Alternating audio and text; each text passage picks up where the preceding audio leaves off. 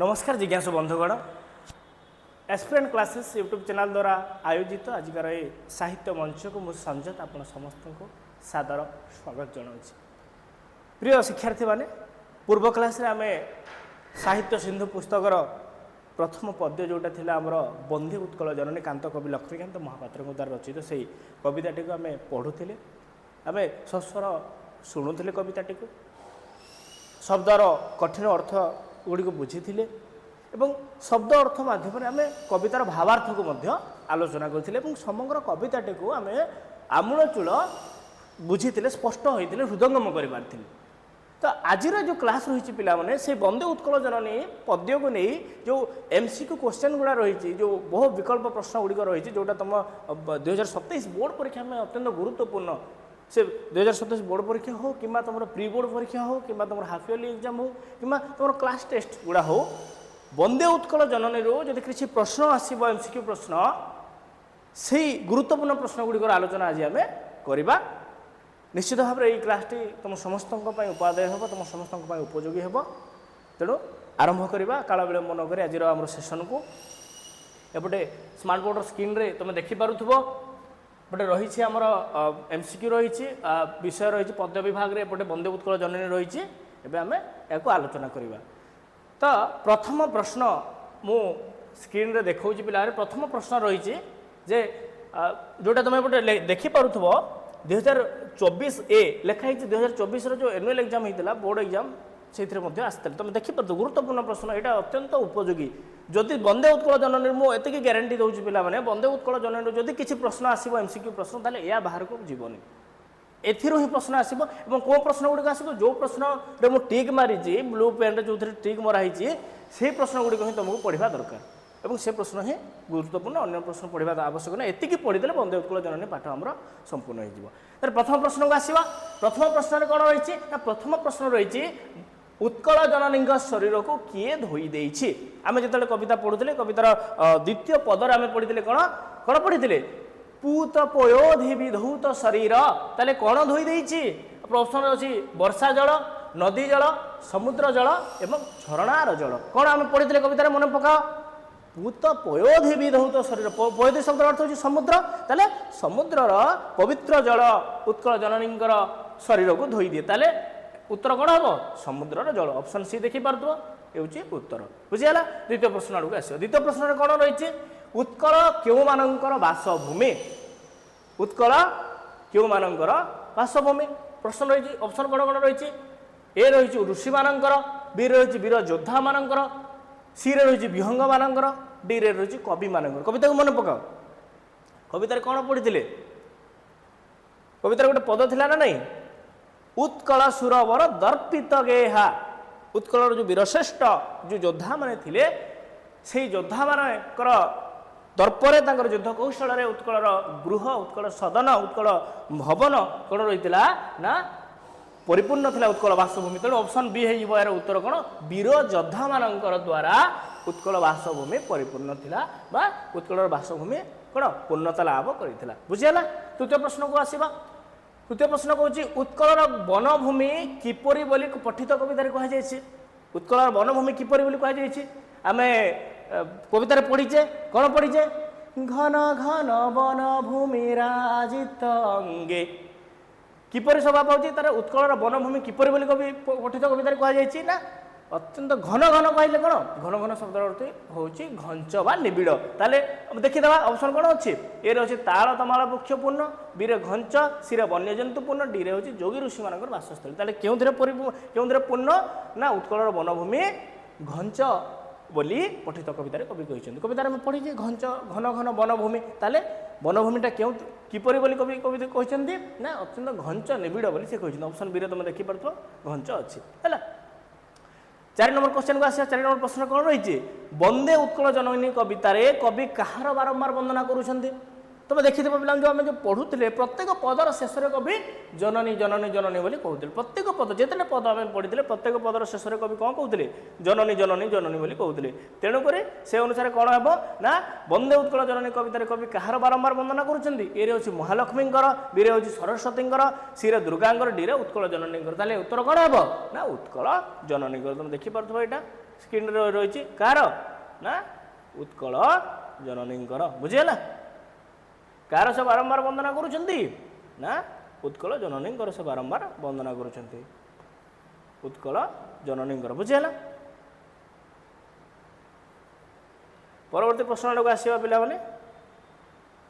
परवर्ती प्रश्न देखिए परवर्ती प्रश्न कौन कहूँ है उत्कल जननी है ये मु आउ थे टिक करदे घंच तापर ये वीर योद्धा मानकर ये हूँ समुद्रर जल है तापर आसवा आम परवर्ती प्रश्न कहूँ कौन ना एपटे देखिपुव 7 नंबर प्रश्न मुझे टिक कर प्रश्न कौन ना तरंग किपरि शोभा धारण करिथिबा कवितार कहुई तरंग किपरि शोभा धारण करिथिबो कवितार कहुई आम कवितार गोटे पदरे पढ़ी कौन नील भूधर माला साजे तरंगे जो भूधर माला रही भूधर शब्दर अर्थ कौन पर्वत जो पर्वत गुड़िक किपरि रही ना साजे तो नील भूधर माला साजे तरंगे तरंग जमी शोभा पाए समुद्र जलराशि मध्य अशांत जलराशि मध्य तरंग जमी शोभा पाए ठीक से उत्कल जननी शरीर कि कौन शोभा पाए ना पर्वत गुड़िक शोभा पाए कौन नील पर्वत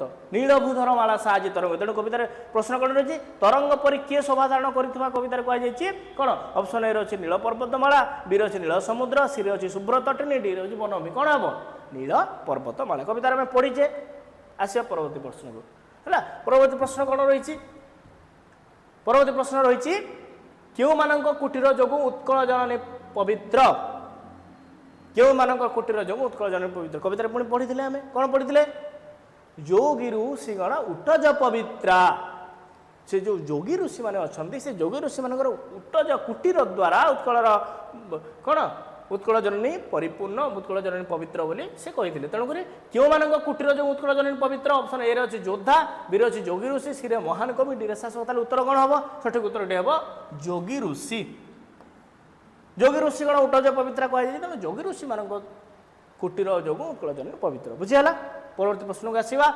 लक्ष्मीकांत महापात्र क्यों कवि भाव में ओडिया साहित्य में परिचित आम पढ़ी जो कवि परिचय कथा आलोचना करूँ मुझे तुम क्यों कवि भाव में ऑप्शन ए रही पल्ली कवि बी रे स्वभाव कवि सी रे व्यास कवि डी रे कांत कवि क्यों कवि कांत कवि आम कांत कवि बोली कही था कांत कवि लक्ष्मीकांत महापात्र बुझेगा परवर्ती प्रश्न को आसवा परवर्ती प्रश्न कौन रही ना कांत कवि क्यों पत्रिकार प्रतिष्ठाता संपादक थिले क्यों पत्रिकार से संपादक थे आम जो कवि परिचय कथा आलोचना करते पढ़ी कौन ना से जो कौन रही डगर पत्रिका जो पत्रिका रही डगर पत्रिका 1937 मसीह से डगर पत्रिकार संपादक थे किए कांत कवि लक्ष्मीकांत महापात्र ताले उत्तर हो कौन ऑप्शन बी डगर पत्रिकार से सुयोग्य संपादक थे है बुझीगला परवर्ती प्रश्न को आम आसवा परवर्ती प्रश्न स्क्रीन में देखा पुणे है ये तो सरीगला पेज परवर्ती प्रश्न कौन रही परवर्ती प्रश्न रही कौन वंदे उत्कल जननी क्यों संगीत रूपे ओडिशा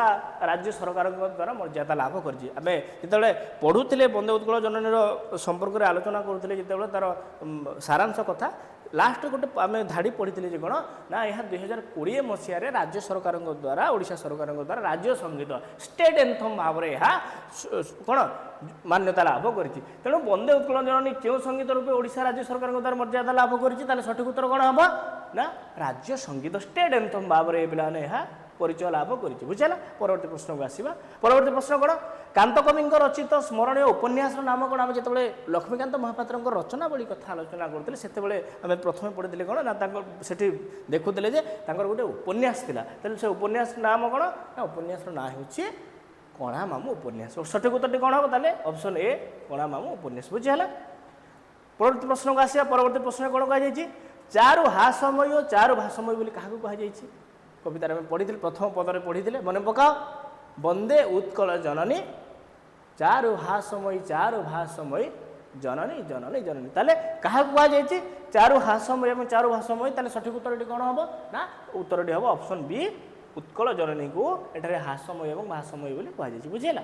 परवर्ती प्रश्न को आसवा कवितार पयोधि बोली क्या कहुई आम जो पढ़ुले शब्द अर्थ एपटे लिखी कौन थी पयोधि बोली क्या कहुई है पयोधि बोली क्या कहुई ऑप्शन ए हूँ यार सठिक उत्तर पयोधि शब्द बोली क्या कहुई समुद्र को बोली कहुई है पयोधि शब्द अर्थ कौन हम समुद्र। परवर्ती प्रश्न कौन रही समुद्र तटरे क्यों वृक्ष मान स्वभाव अच्छी बोली कवितार वर्णित क्यों वृक्ष ऑप्शन देखिल ए हूँ नारिकेल बी रे ताल तमाल सी रे पुन्नाग डी रे बट वृक्ष आम कवितार पढ़ी ना नहीं पढ़ी ना नहीं क्यों वृक्ष ताल और तमाल वृक्ष बुझीपार ना नहीं क्यों वृक्ष ताल और तमाल वृक्ष समुद्र तटरे शुभ्र तटिनी कूल शिखर समीरा जो आम पढ़ी से तटिनी क्योंटा समुद्र तटरे क्योंटा शोभा पाए ना ताल और तमाल वृक्ष समुद्र कूल शोभा पाए बोली आम पढ़ीदे है। परवर्ती पद को जा समुद्र जलधारा को कवि क्यों परि वर्णना करिसंती समुद्र जलधारा जो रही जो जो जलधारा उत्कल जननी अंग को धोई देउथिला ताकर पाद को धोई देउथिला पूत पयोधि विधौत शरीर ताकर जो अंग धोई देउथिला ताले से जलधारा किपरि थिला आम कवितार पढ़िथिले कोन पूत पयोधि पूत कहले पवित्र पावन स्वच्छ ताले कोन ना पवित्र समुद्र जलधारा को भी क्यों वर्णना कर जो समुद्र जलधारा मो उत्कल जननी शरीर को धोई दूसरी से समुद्र जलधारा अत्यंत पवित्र अत्यंत निर्मल अत्यंत पावन बोली से कही तेणु ऑप्शन ए हो सठिक उत्तर पूत पूत शब्द पवित्र बोली जाने आसिया परवर्ती प्रश्न को। परवर्ती प्रश्न रही पे उत्कल माता नदी तटरे क्यों प्रकार पवन उल्लसित हुए क्यों प्रकार पवन नदी तटरे आम पढ़ी कौन शुभ्र तटिनी कूल शिखर समीरा जो तटिनी रही जो नई रही नौकूल आम जो सन्ध्या समय कि सकाल समय भ्रमण कर तुम लक्ष्य कर से पवनटा बही थाए नईकूल पवनटा अत्यंत कौन अत्यंत शीतलता आमको प्रदान करे अत्यंत आह्लाद प्रदान करे अत्यंत आनंददायक थाए तेणु यार सठिक उत्तर कौन हम ऑप्शन बी शीतल बुझीगला। परवर्ती प्रश्न आसवा परवर्ती प्रश्न कौन कहूँ उत्कल भूमिर परिवेश कहार कलरव मुखरित कविता को मन पका उत्कल भूमिर जो परिवेश रही जो परिवेष्टनी रही कहार कलरव मुखरित कहार नादरे प्रकम्पित स्वर ध्वनि मुखरित कविता कौन पढ़ी कल कल मुखरित चारु विहंगे जो विहंग गुड़िक रही जो आकाश मार्ग जो विहंग गुड़िक विचरण करती बुली था से विहंग पक्षी मानकर सुमधुर ध्वनि उत्कल भूमिर परिवेश मुखरित हुए बोली आम पढ़ी ना नहीं ताले सठिक उत्तर कौन हम से जो विहंग बा पक्षी मानकर ध्वनि ऑप्शन बी पक्षी मान ध्वनि है। परवर्ती प्रश्न को आसवा परवर्ती प्रश्न कहूँ उत्कल जननी अंग क्यों परिपूर्ण कवितार पढ़ी कौन पढ़ी घन घन वनभूमि राजित अंगे जो घंच अरण्य थिला से अरण्य द्वारा उत्कल जननी कौन अंगटा परिपूर्ण से घंच अरण्य द्वारा सठिक उत्तर कौन हम ऑप्शन ए घंच अरण्य बुझीगला। परवर्ती प्रश्न को आसवा कुधरमाला क्या कहुई सरी भूधरमाला क्या कहुई कविता पढ़ी नील भूधरमाला साजे तरंगे भूधर शब्द अर्थ भी आम लिखी भूधर शब्द अर्थ कौन थी मन पका पर्वत और भूधरमाला कहले पर्वत गुड़ी को बुझाए भूधर माला शब्द अर्थ हो बहुवचन बुझाए बहु संख्यार बुझाए है तेणुक भूधरमाला बोली क्या कहुई ना भूधरमाला बोली पर्वत गुड़ी को कहुई यार सठिक उत्तर कौन हम ऑप्शन सी पर्वत गुड़ी को है बुझेगा बुझेगा ना नहीं यही प्रश्न गुड़िक पे परीक्षा देखा पाई है।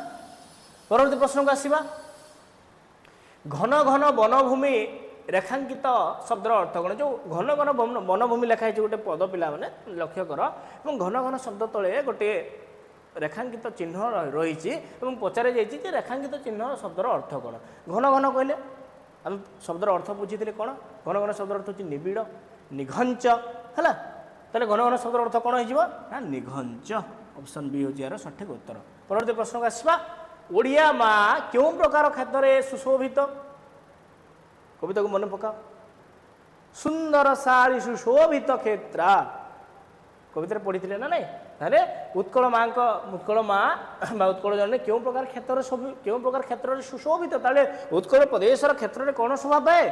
ସୁନ୍ଦର ଶାଳୀ, ସୁନ୍ଦର ଦେଖାଯାଉଥିବା ଯେଉଁ ଧାନ ଶସ୍ୟ ଗୁଡ଼ିକ କ୍ଷେତ୍ରରେ ଶୋଭା ପାଏ, କ୍ଷେତ୍ରରେ ସୁଶୋଭିତ ହୋଇଥାଏ। ତେଣୁକରି ସଠିକ ଉତ୍ତର ଏହାର କ'ଣ ହେଇଯିବ? ଧାନ କ୍ଷେତ୍ର। ତାହେଲେ ଉତ୍କଳ ମା କେଉଁ ପ୍ରକାର କ୍ଷେତ୍ରରେ ସୁଶୋଭିତା? ନା ଧାନ୍ୟ କ୍ଷେତ୍ରରେ ହେଲା। ପରବର୍ତ୍ତୀ ପ୍ରଶ୍ନକୁ ଆସିବା। ଉତ୍କଳ ଜନନୀଙ୍କ ଚକ୍ଷୁ କେଉଁ ଆଲୋକରେ ଉଜ୍ଜଳ? କବିତାରେ ପଢ଼ିଥିଲେ, ମନେ ପକାଅ। ଜ୍ଞାନ ବିଜ୍ଞାନ ପ୍ରଦର୍ଶିତ ନେତ୍ରା। ତାହେଲେ ସଠିକ ଉତ୍ତର କ'ଣ ହେବ? ନା ଉତ୍କଳ ଜନନୀଙ୍କ ଚକ୍ଷୁ କେଉଁ ଆଲୋକରେ ଉଜ୍ଜଳ? ନା ଜ୍ଞାନ ରୂପକ ଆଲୋକରେ ଉଜ୍ଜଳ। ବୁଝିହେଲା? ପରବର୍ତ୍ତୀ ପ୍ରଶ୍ନକୁ ଆସିବା। ଉଟଜ ଶବ୍ଦର ଅର୍ଥ କ'ଣ? ଆମେ ଲେଖିଥିଲେ ଶବ୍ଦ ଅର୍ଥ, ମନେ ପକା। ଉଟଜ ଶବ୍ଦ ଅର୍ଥ ହେଉଛି କୁଡ଼ିଆ। ସଠିକ ଉତ୍ତର ହେବ ଅପସନ୍ ସି ହେଲା। ଧାର୍ମିକ ଏବଂ ଆଧ୍ୟାତ୍ମିକ ପରମ୍ପରାର ମୁକ ସାକ୍ଷୀ ରୂପେ ଉତ୍କଳ ଭୂମିରେ କ'ଣ ଶୋଭା ପାଉଛି? ପ୍ରଶ୍ନ ରହିଛି କ'ଣ? ଧାର୍ମିକ ଏବଂ ଆଧ୍ୟାତ୍ମିକ ପରମ୍ପରାର ମୁକ ସାକ୍ଷୀ ରୂପେ ଉତ୍କଳ ଭୂମିରେ କ'ଣ ଶୋଭା ପାଉଛି? ଆମେ କବିତାରେ ପଢ଼ିଥିଲେ ଗୋଟେ ପଦରେ କ'ଣ? ସୁନ୍ଦର ମନ୍ଦିର ମଣ୍ଡିତ ବେଶା। ଯେଉଁ ସୁନ୍ଦର ମନ୍ଦିର ଗୁଡ଼ିକ ରହିଛି ସେ ମନ୍ଦିରରେ ମଣ୍ଡିତ ହୋଇଛି ମୋର ଉତ୍କଳ ପ୍ରଦେଶ ବୋଲି କବି କହୁଛନ୍ତି। ତାହେଲେ କ'ଣ କେଉଁଟା ଆଧ୍ୟାତ୍ମିକ ଏବଂ ଧାର୍ମିକ ପରମ୍ପରାର ମୁଖ ସାକ୍ଷୀ? ସେ ଯେଉଁ ମନ୍ଦିର ଗୁଡ଼ିକ ରହିଛି, ସୁନ୍ଦର ମନ୍ଦିର ଗୁଡ଼ିକ ରହିଛି, ସେ ମନ୍ଦିର ଗୁଡ଼ିକ ହେଉଛି ଏହି ଧାର୍ମିକ ଏବଂ ଆଧ୍ୟାତ୍ମିକ ପରମ୍ପରାର ମୁଖ ସାକ୍ଷୀ ହେଲା। ସଠିକ ଉତ୍ତର ହେବ ଅପସନ୍ ସି। ପରବର୍ତ୍ତୀ ପ୍ରଶ୍ନକୁ ଆସିବା। ଉତ୍କଳ ଜନନୀଙ୍କ ବେଶ କେଉଁଥିରେ ଶୋଭା ପାଉଛି? ହେଲା, କେଉଁଥିରେ? ଚାରୁକଳା। ସଠିକ ଉତ୍ତର ହେବ କ'ଣ? ଉତ୍କଳ ଜନନୀଙ୍କର ବେଶ କେଉଁଥିରେ ଶୋଭା ପାଉଛି? ଚାରୁକଳା ବୋଲି କବିତାରେ କୁହାଯାଇଛି ହେଲା। ତେବେ ସଠିକ ଉତ୍ତର ହେବ କ'ଣ? ଚାରୁକଳା। ଯେଉଁ କଳା ସ୍ଥାପତ୍ୟ ରହିଛି ପିଲାମାନେ, ଉତ୍କଳର ଯେଉଁ ଐତିହ୍ୟ ରହିଛି, ସେଇ ଐତିହ୍ୟ କଳା ସ୍ଥାପତ୍ୟରେ ଉତ୍କଳ ଜନନୀଙ୍କ ବେଶ ସ୍ୱଭାବରେ ଉତ୍କଳ ଜନନୀଙ୍କର ବେଶ ସୁଶୋଭିତ ବୋଲି କୁହାଯାଏ ହେଲା। ଉତ୍କଳ ପ୍ରଦେଶ କେଉଁଥିରେ ପୂର୍ଣ୍ଣ ବୋଲି କୁହାଯାଇଛି? ଉତ୍କଳ ପ୍ରଦେଶ କେଉଁଥିରେ ପୂର୍ଣ୍ଣ ବୋଲି କୁହାଯାଇଛି ହେଲା। ଅପସନ୍ ଏ ଅଛି ଦୁର୍ଗ, ଅପସନ୍ ବି ଅଛି ପୁଣ୍ୟତୀର୍ଥ, ଅପସନ୍ ସି ଅଛି ନଦ ନଦୀ, ଅପସନ୍ ଡି ହେଉଛି କୁଟୀର। କବିତାରେ କ'ଣ ପଢ଼ିଥିଲେ? କବିତାରେ ପଢ଼ିଥିଲେ କ'ଣ? ପୁଣ୍ୟତୀର୍ଥ ଚୟ ପୂର୍ଣ୍ଣ ପ୍ରଦେଶା ଜନନୀ ଜନନୀ ଜନନୀ। ତାହେଲେ ଯେଉଁ ପୁଣ୍ୟ ତୀର୍ଥ ସ୍ଥାନ ଗୁଡ଼ିକ ରହିଛି ପିଲାମାନେ, ତୀର୍ଥସ୍ଥଳୀ ଗୁଡ଼ିକ ରହିଛି, ସେଇ ତୀର୍ଥସ୍ଥାନ ଗୁଡ଼ିକରେ ପରିପୂର୍ଣ୍ଣ ହୋଇଛି ଉତ୍କଳ ପ୍ରଦେଶ। ଏଠି ଯେଉଁ ଅପସନ୍ ସି ଅଛି ନଦ ନଦୀ, ଏଇଟା ଭୁଲ ଅଛି ପିଲାମାନେ ହେଲା। ଏଇଟା ଠିକ୍ କରିବାରେ ଟିକେ ତ୍ରୁଟି ରହିଯାଇଛି। ଏହାର ସଠିକ ଉତ୍ତରଟି ହେବ କ'ଣ? ନା ପୁଣ୍ୟତୀର୍ଥ। ଆମେ କବିତାରେ ପଢ଼ିଛେ ନା ନାହିଁ? ପୁଣ୍ୟତୀର୍ଥ ଚୟ ପୂର୍ଣ୍ଣ ପ୍ରଦେଶ, ପୁଣ୍ୟତୀର୍ଥରେ ପରିପୂର୍ଣ୍ଣ ହୋଇଛି ପ୍ରଦେଶ। ତେଣୁକରି ସଠିକ ଅପସନ୍ ହେବ, ସଠିକ ଉତ୍ତର ହେବ ଅପସନ୍ ଡି। ଅପସନ୍ ସିଟା ଭୁଲରେ ଟିକ୍ କରିଦିଆଯାଇଛି ହେଲା। ପରବର୍ତ୍ତୀ ପ୍ରଶ୍ନକୁ ଆସିବା। ଉତ୍କଳ ମାତାଙ୍କ ଶରୀର କାହା ରକ୍ତରେ ଅନୁରଞ୍ଜିତ? କାହା ରକ୍ତରେ? କବିତାରେ ଆମେ ପଢ଼ିଥିଲେ କ'ଣ? ଉତ୍କଳ ସୁରବର ଚର୍ଚ୍ଚିତ, ଉତ୍କଳ ସୁରବର ଦର୍ପିତ ଗେହା, ଅରିକୁଳ ଶଣିତ ଚର୍ଚ୍ଚିତ ଦେହା। ଉତ୍କଳ ଯେଉଁ ବୀରଶ୍ରେଷ୍ଠ ମାନେ ଅଛନ୍ତି, ଯୋଦ୍ଧା ମାନେ ଅଛନ୍ତି, ସେମାନେ କ'ଣ କରନ୍ତି? ନା ନିଜର ଯୁଦ୍ଧ କୌଶଳ ମାଧ୍ୟମରେ, ଯୁଦ୍ଧ ବିଦ୍ୟା ମାଧ୍ୟମରେ କ'ଣ କରନ୍ତି? ଶତ୍ରୁମାନଙ୍କୁ ବା ଅରିକୁଳମାନଙ୍କୁ ସମୂଳେ ନିପାତ କରି ତାଙ୍କ ଶରୀରର ରକ୍ତରେ ନିଜ ଶରୀରକୁ ରକ୍ତ ରଞ୍ଜିତ କରନ୍ତି। ତେଣୁ ସଠିକ ଉତ୍ତର କ'ଣ ହେବ? ଅଶତ୍ରୁ, ଯେଉଁଟା ଅରିକୁଳ ବୋଲି କୁହାଯାଏ। ଅରି ଶବ୍ଦର ଅର୍ଥ ଆମେ ଲେଖିଥିଲେ ଶତ୍ରୁ ବୋଲି। ତାହେଲେ ସଠିକ ଉତ୍ତର କ'ଣ ହେବ? ଅପସନ୍ ଏ ଶତ୍ରୁ ହେଲା। ଅପସନ୍ ଏ ଶତ୍ରୁ ହେଇଯିବ ଏହାର ସଠିକ ଉତ୍ତର। ବୁଝିହେଲା? ପରବର୍ତ୍ତୀ ପ୍ରଶ୍ନକୁ ଆସିବା। ପରବର୍ତ୍ତୀ ପ୍ରଶ୍ନ ଦେଖିପାରୁଥିବ, ଉତ୍କଳର ସୁରବର ବୋଲି କାହାକୁ ଆଖ୍ୟା ଦିଆଯାଇଛି ହେଲା। ଆମେ ଶବ୍ଦ ଅର୍ଥ ଲେଖିଥିଲେ ସୁରବର। ଦୁଇଟି ଶବ୍ଦକୁ ନେଇ ସୁରବର ଶବ୍ଦ ଗଠିତ। ଗୋଟେ ହେଉଛି ସୁର ଏବଂ ଗୋଟେ ହେଉଛି ବର ହେଲା। ସୁର କହିଲେ ବୀର, ବର କହିଲେ ଶ୍ରେଷ୍ଠ ହେଲା। ସୁର କହିଲେ ଆମେ ଯୋଦ୍ଧା ବୋଲି କହିପାରିବା। ତେଣୁକରି ସେ ଅର୍ଥରେ ଆମେ କ'ଣ କରିବା? ଶ୍ରେଷ୍ଠ ଯୋଦ୍ଧା। ସୁର ବର କହିଲେ ଶ୍ରେଷ୍ଠ ଯୋଦ୍ଧା ହେଲା। ସୁର କହିଲେ ଆମେ ବୀର କହିବା, ବୀର ଯୋଦ୍ଧା କହିପାରିବା ବା ଶ୍ରେଷ୍ଠ ଯୋଦ୍ଧା କହିପାରିବା ହେଲା। ତାହେଲେ ଅପସନ୍ ସି ହେଇଯିବ ଏହାର ସଠିକ ଉତ୍ତର, ଶ୍ରେଷ୍ଠ ଯୋଦ୍ଧା। ବୁଝିହେଲା? ନେକ୍ସଟ ସ୍ଲାଇଡକୁ ଯିବା। ନେକ୍ସଟ ସ୍ଲାଇଡ ପ୍ରଶ୍ନ ରହିଛି କ'ଣ? କେଉଁମାନେ ସାରା ବିଶ୍ୱରେ ସ୍ନେହ ଭାଜନ ହୋଇଛନ୍ତି? କେଉଁମାନେ? କେଉଁମାନେ? କେଉଁମାନେ? ଉତ୍କଳ ଯେଉଁ କୃତବର ମାନେ ରହିଛନ୍ତି ପିଲାମାନେ, ଯେଉଁ ବିଦ୍ୱାନ ମାନେ ରହିଛନ୍ତି, ସେମାନେ ସାରା ଦେଶରେ ସେମାନେ କ'ଣ ହୋଇଛନ୍ତି? ସ୍ନେହ ଭାଜନ ହୋଇପାରିଛନ୍ତି। ନିଜର ଜ୍ଞାନ ମାଧ୍ୟମରେ, ନିଜର ବିଦ୍ୟା ମାଧ୍ୟମରେ ସେମାନେ କ'ଣ ହୋଇଛନ୍ତି? ନା ସମଗ୍ର ବିଶ୍ୱଭୂମଣ୍ଡଳର ଜନସାଧାରଣଙ୍କର ଆଦରର ପାତ୍ର ହୋଇଛନ୍ତି। ତାହେଲେ ସଠିକ ଉତ୍ତର କ'ଣ ହେବ? ବିଦ୍ୱାନ ମାନେ କୃତବର, ପଣ୍ଡିତ ମାନେ ହେଲା। ତାହେଲେ କୃତବର କହିଲେ ବିଦ୍ୱାନ ଆମେ ଲେଖିଥିଲେ ହେଲା। ତାହେଲେ କୃତବର ଶବ୍ଦର ଅର୍ଥ କ'ଣ? କୃତବର ଶବ୍ଦର ଅର୍ଥ କ'ଣ? जो विद्वान मैंने थे जो पंडित मैंने थे जो ज्ञानी गुणी मैंने थे से बुझाई तार सठिक ऑप्शन कौन सठिक उत्तर कौन हम ऑप्शन बी ज्ञानी गुणी व्यक्ति है बुझीगला परवर्ती प्रश्न को आसवा कहार अनिंद्या कीर्ति भुवन विदित कहार अनिंद्या कीर्ति कवितार आम कौन पढ़ी मन पकईल कवितार पढ़ी जे कविकूल मौली सुनंदन बंद्या भुवन विघोषित कीर्ति अनिंद्या कवितार पढ़ी ना नहीं उत्कल जो श्रेष्ठ कवि माने थिले से माने होउछन्ति उत्कल मातांकर जड़े जड़े सुयोग्य संतान एवं सेही कवि माने निजर लेखनी माध्यम निजर कविता माध्यम निजर रचना माध्यम निजर लेखा माध्यम कौन करती ना उत्कल जननी जो कला स्थापत्य ऐतिह्य रही से गर्व गौरव जो रही ताकू समग्र विश्वभूमंडल से कौन करते प्रचार प्रसार करती निजर लेखा माध्यम विघोषित करती प्रचार करती ताले क्यों माने ना ताले जो कीर्ति की समग्र विश्वभूमंडल जनसाधारण द्वारा प्रशंसनीय अटे वंदनीय अटे तेणु कहुई कौन ना कहार अनिंदा कीर्ति भुवन विदित कहार उत्कल जननी सठिक उत्तर कौन हम ऑप्शन सी उत्कल जननी परवर्ती प्रश्न को आस परवर्ती प्रश्न कहुई जुगे जुगे के मैंने उत्कल माता वंदना कर मन पका टी पूर्व जोटा मुझे कही कविकूल मौली सुनंदन बंद्या जो उत्कल जननी जो सुयोग्य दायित्व मैंने अच्छा सुयोग्य संतान मैंने अच्छा से सब उत्कल माँ वंदना करते निजर सुंदर सुंदर लेखा माध्यम ताले उत्तर कौन हो ऑप्शन सी महान कवि बुझीगला परवर्ती प्रश्न को आसवा किसी डेस्क विशिष्ट प्रश्न रही लक्ष्य कर प्रश्न अच्छी कौन पूत डेक्स विधौत शरीर कविता को मन पका ऑप्शन कौन हम पूत पयोधि विधौत शरीर तार ऑप्शन बी यार सठिक उत्तर हम पुणी कहुई ताल डेक्स सुशोभित तीरा कविता को मन पका पुणी ताल तो माल सुशोभित तीरा है कौन हो ऑप्शन सी यार सठिक उत्तर हम तापर शुभ्र डेक्स कूल शिखर समीरा कवितार पढ़ी शुभ्र तटिनी कूल शिखर समीरा ऑप्शन ए यार सठिक उत्तर हो डेक्स वनभूमि राजित अंगे घन घन वनभूमि राजित अंगे है कौन घन घन वनभूमि ऑप्शन डी हूँ यार सठिक उत्तर बुझीगला तापर कौन अच्छी नीलभूधरमाला साजे डेक्स कौन नीलभूधरमाला साजे तरंगे ऑप्शन बी यार सठिक उत्तर हो डेक्स मुखरित चारु विहंगे कल कल मुखरित चारु विहंगे ताले ऑप्शन यार सठिक उत्तर हो कल कल कल है सुंदर शाली डेक्स क्षेत्र कौन सुंदर शाली सुशोभित क्षेत्र है ऑप्शन डी हूँ यार सठिक उत्तर परवर्ती प्रश्न को आसवा डेक्स प्रदर्शित नेत्रा ज्ञान विज्ञान प्रदर्शित नेत्रा है ऑप्शन सी यार सठिक उत्तर हो नेक्स्ट प्रश्न रही कौन जोगी ऋषिगण डेक्स पवित्रा है कौन रही जोगी ऋषिगण डेक्स पवित्रा कौन जोगी ऋषिगण उटज पवित्रा ऑप्शन ए यार सठिक उत्तर हम सुंदर मंदिर डेक्स देशा सुंदर मंदिर मंडित देशा है ऑप्शन बी यार सठिक उत्तर हम चारु कलावली डेक्स बेशा चारु कलावली शोभित बेशा ऑप्शन ए यार सठिक उत्तर हो पुण्यतीर्थ चय पुण्य डेक्स पुण्य प्रदेशा ऑप्शन बी यार सठिक उत्तर हम उत्कल सुरवर डेक्स दर्पित गेहा ऑप्शन डी यार सठिक उत्तर हो अरिकुल शोणित डेक्स देहा चर्चित देहा कवितार में पढ़ीचे है डेक्स कृतवर स्नेहा विश्वभूमंडल कृतवर स्नेहा जो कृतवर विद्वान पंडित मैंने अच्छा उत्कल प्रदेश में विश्वभूमंडल द्वारा स्नेहर भाजन हो पारि निजर ज्ञान माध्यम निजर विद्या माध्यम है तार विश्वभूमंडल हो सठिक उत्तर कविकूल मौली डेक्स बंद्या कविकूल मौली सुनंदन बंद्या है ऑप्शन बी यार सठिक उत्तर हो भुवन डेक्स कीर्ति अनिंद्या भुवन विघोषित कीर्ति अनिंद्या है विघोषित यार सठिक उत्तर हो धन्य डेक्स चिरशरण्य कवितार पढ़ी कवितार शेष पदर जो तृतीय पाद थी मन पका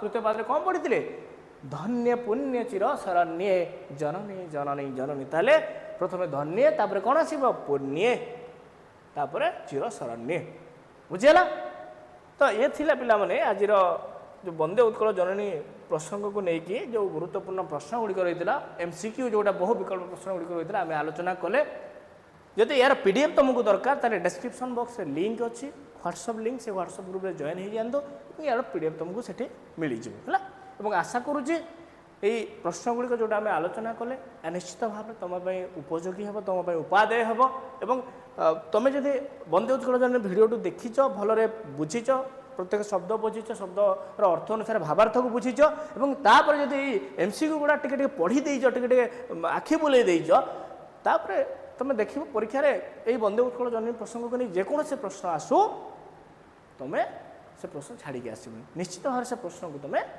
करके आसब और भल रेजल्ट होगी आस बुझीगला सब पिला निज उपर भरोसा कर बिलीव इन योर सेल्फ निज उपर सब भरोसा कर है your hard work will create a opportunity that your luck never can सब पिला निज उपर भरोसा रख निज उपर आस्था स्थापन कर निज उपर विश्वास रख तुम कठिन परिश्रम तुम कठिन अध्यवसाय तुम गोटे दिन एमती सुजोग सृष्टि कर जहाँ तुम भाग्य के सृष्टि कर तेणुक सब निज उपर भरोसा कर निज कर्तव्य उपर भरोसा कर निजर कठिन अध्यवसाय उपर भरोसा कर प्रत्यह प्रयास कर एवं सफलतार पथरे आगे चल ताले पिलाने एठारे आज सेशन को आज क्लास को मु समाप्त करुच्ची जदि क्लास भल लगी ताले लाइक करूँ शेयर करूँ कमेंट करूँ सब्सक्राइब करूँ जदि कौन समस्या रोचे यही प्रश्नोत्तर को नहीं